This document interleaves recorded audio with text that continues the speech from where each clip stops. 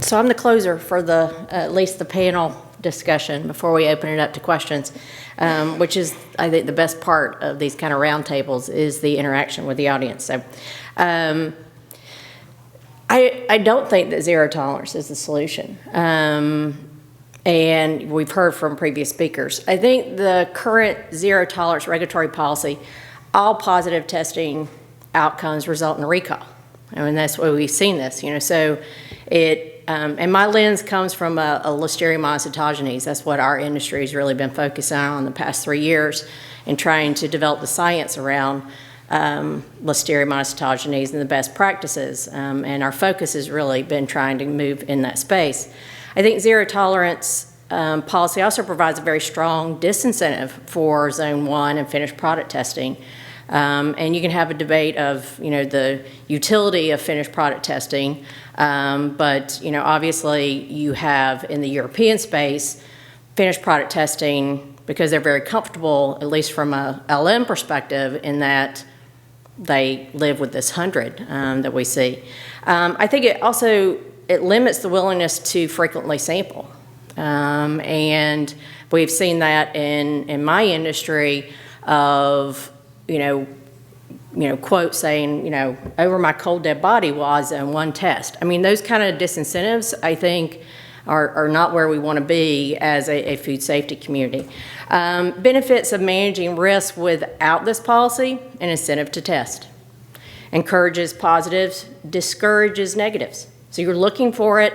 I think General Mills, and I've talked to some folks at General Mills before, I mean, they celebrate positives when people call from their different facilities, like, oh, great, you found it. I mean, who does that? I mean, that you just don't see that very often, and I think that's the kind of culture we should be working towards, but unfortunately you don't because of the current regulatory climate, at least here in the U.S.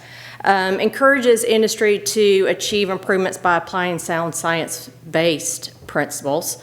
And again, we talk a lot about risk-based this, risk-based that, but really our policies from a regulatory perspective are hazard-based.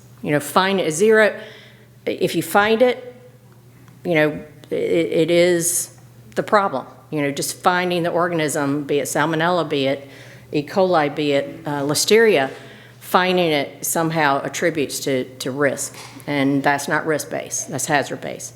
But again, it allows those improvements based on GMPs, preventive controls, setting process, and product performance criteria.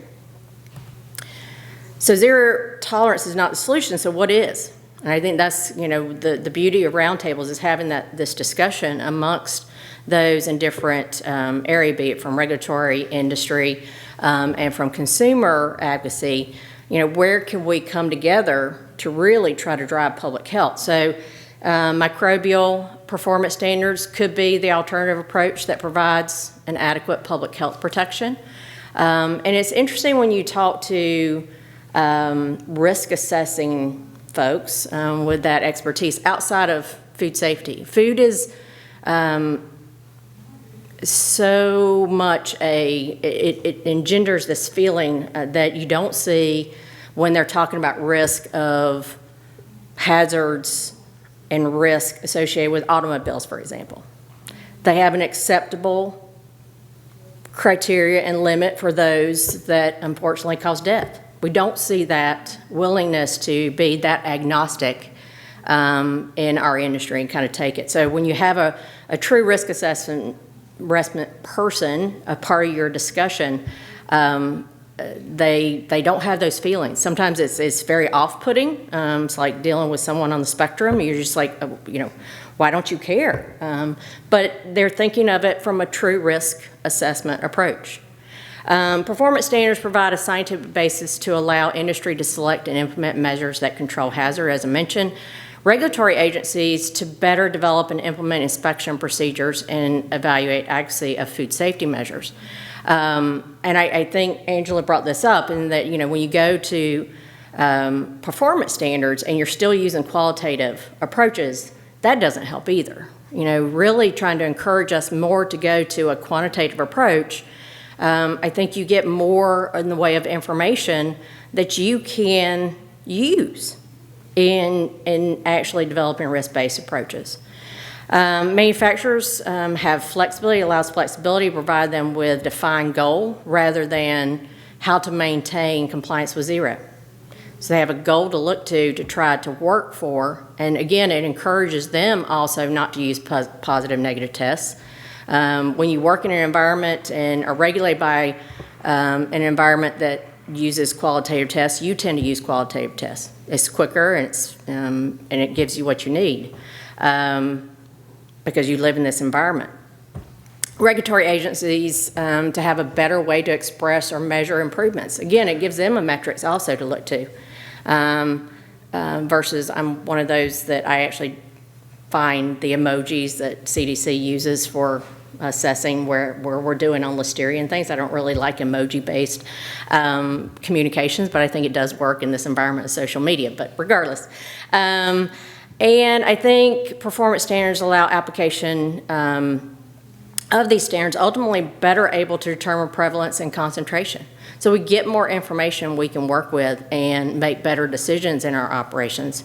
So it is helpful. And I think the emphasis on, prevention is also very good. This is, I know, shameful plug, but I do believe this is a great website developed by our industry to really help us with controlling listeria. But again, the environmental monitoring criteria we even had to put down is, you may want to do zone 1. We could never say you should do zone 1 testing because we live in a different environment.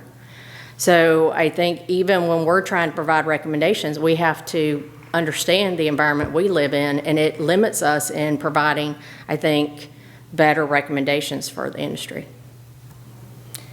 All right, so now we're going to the good part, which is opening it up to Q&A.